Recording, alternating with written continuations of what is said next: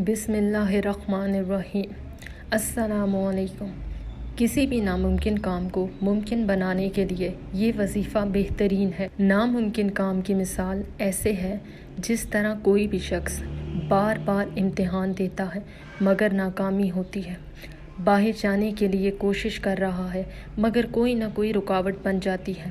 بندہ پریشان ہوتا ہے کہ میرے تو سارے کاغذات ٹھیک ہیں، ہر چیز مکمل ہے، مگر ہمیشہ رکاوٹ کا سامنا کرنا پڑتا ہے۔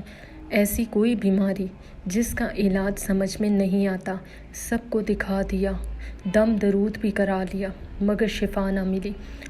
شادیوں میں رکاوٹ ہو جاتی ہے۔ اس طرح کے ناممکن کام جس سے بندہ مایوس ہو جائے، اس کے لیے یہ بہت اہم وظیفہ ہے۔ ان سب مسئلوں کو حل کرنے کے لیے یہ عظیم وظیفہ تھوڑا سا مشکل ضرور ہے، لیکن کسی کام کو کرنے کے لیے تھوڑی تکلیف تو اٹھانی پڑتی ہے۔ مشقت ہر کام میں ضرور کرنی پڑتی ہے۔ اگر کوئی پریشانی ہے، رکاوٹ ہے یا بندش ہے تو اسے دور کرنے کے لیے تھوڑی محنت کرنی پڑے گی۔ اب آئیے وظیفے کی طرف چلتے ہیں۔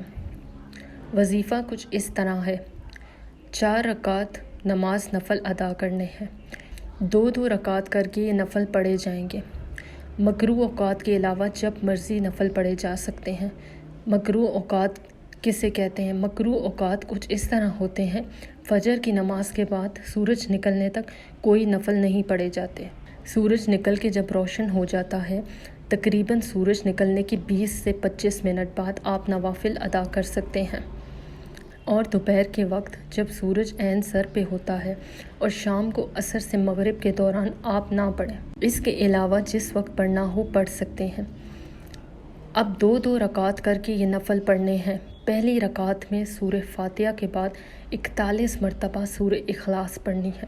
پھر دوسری رکعت میں سورہ فاتحہ کے بعد 31 مرتبہ سورہ اخلاص پڑھنی ہے۔ اس طرح 2 رکعت نماز پڑھ کے سلام پھیر دینا ہے۔ پھر دوبارہ سے وقفہ دیے بغیر 2 رکعت ادا کریں اور پہلی رکعت میں سورہ فاتحہ کے بعد 21 مرتبہ سورہ اخلاص پڑھنی ہے۔ دوسری رکعت میں سورہ فاتحہ کے بعد 11 مرتبہ سورہ اخلاص پڑھنی ہے۔ اس طرح 4 رکعت نماز نفل مکمل کرنے کے بعد 51 مرتبہ درود ابراہیمی پڑھنا ہے، اور اس کے فوراً بعد آپ سجدے میں چلے جائیں۔ سجدے میں جانے کے بعد 100 دفعہ یا اللہ پڑھیں اور اس کے بعد ہاتھ اٹھا کے اللہ کی بارگاہ میں گڑ گڑا کر اپنے لیے دعا کریں۔ یہ دعا اتنی طاقتور ہوگی کہ اللہ کے عرش کو ہلا کے رکھ دے گی۔